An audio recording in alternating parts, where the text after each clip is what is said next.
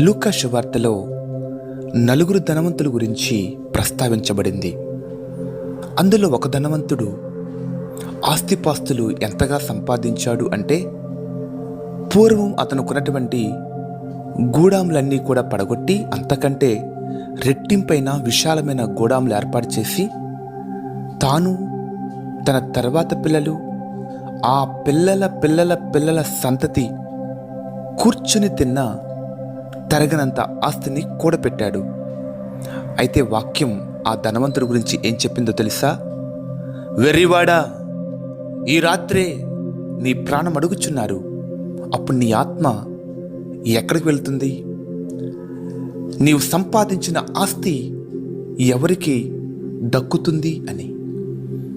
4 రాళ్ళు వెనకేసుకున్నటువంటి ధనవంతుణ్ణి బైబిల్ వెర్రివాడా అని పిలిచింది. ఇకపోతే రెండవ ధనవంతుడు, అతను పీతాంబర వస్త్రములు ధరించి బహు సుఖపడుచు ఉండేవాడు. సుఖభోగాలు, ఆస్తి సంపాదన, కడుపు నిండా తిండి, కంటి నిండా నిద్ర, శరీర సుఖాలే జీవిత పరమార్థం అనుకుంటూ బతికాడు. చివరికి నరకానికి కొనుపబడితే ఆరని అగ్ని చేత, చావని ఆత్మ చేత బహుయాతన పడి చుక్క నీటి బొట్టు కొరకు తహతహలాడాడు. ఇకపోతే మూడవ ధనవంతుడు, దేవుడంటే తెలియనివాడు కాదు, వాక్యమంటే ఎరుగనివాడు కాదు, కానీ దేవుని కొరకు, యథార్థత కొరకు, పరిశుద్ధమైన జీవితం కొరకు తన సొంత ఇష్టాయిష్టాల్ని విడిచిపెట్టడానికి ఇష్టం లేనివాడు. ప్రభు అతనితో ఇలా చెప్పాడు, నీ హృదయం ధనంతో పెనవేసుకుంది, దాన్ని విడిచిపెట్టి నన్ను వెంబడించు అని.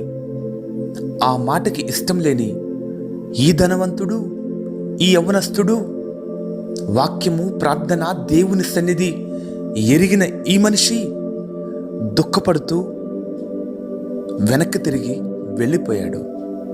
ఇంకో మాట చెప్పనా, శిష్యుడిగా ఉండే ఒక భాగ్యాన్ని పోగొట్టుకున్నాడు. అయితే మరొక ధనవంతుడున్నాడు, అతని పేరు జకరియా. వెర్రివాడిన ధనవంతుని పేరు బైబిల్లో రాయబడలేదు. సుఖభోగాలు అనుభవించినటువంటి ధనవంతుని పేరు లూకా సువార్తలో రాయబడలేదు. ధనంతో తన జీవితం పెనవేసుకుని, వాక్యం తెలిసినా, దేవుని యొక్క సన్నిధి యొక్క విలువ తెలిసినా చీపురు పుల్లతో సమానంగా ఎంచిన వ్యక్తి పేరు బైబిల్లో లిఖితం చేయబడలేదు, చివరికి పరలోక రాజ్యపు జీవ గ్రంథంలో కూడా. కానీ జక్కయ్య ఉన్నాడే, ఇతని పేరు మాత్రం బైబిల్లో నమోదు చేయబడింది. కారణం, యేసును చూడాలని తాపత్రయపడ్డాడు, యేసుని తన ఇంటికి చేర్చుకున్నాడు, మారు మనసు పొంది పశ్చాత్తాపపడి అక్రమముగా తాను సంపాదించిన ఆస్తి విడిచిపెట్టాడు. అతను అబ్రహాము కుమారుడిగా ఎంచబడ్డాడు. ఈ రోజున దేనికోసం నీ ప్రాకులాట? ఏ పేరు సంపాదించుకుందామని? అదుగో నాబాలు గురించి మోటువాడు అని బైబిల్ చెప్పింది. అదుగో ఏషావు గురించి వ్యభిచారి, తిండిపోతూ అని బైబిల్ చెప్పింది. పౌలు వంటి మహాశయుడిని వెంబడించినటువంటి దేమా గురించి, అతడు ఇహలోకాన్ని ఆశించి దేవుని విడిచిపెట్టి దూరం అయిపోయాడు అని బైబిల్ చెప్తుంది. ఈ రోజున దేని కొరకు నీ ఆశయం?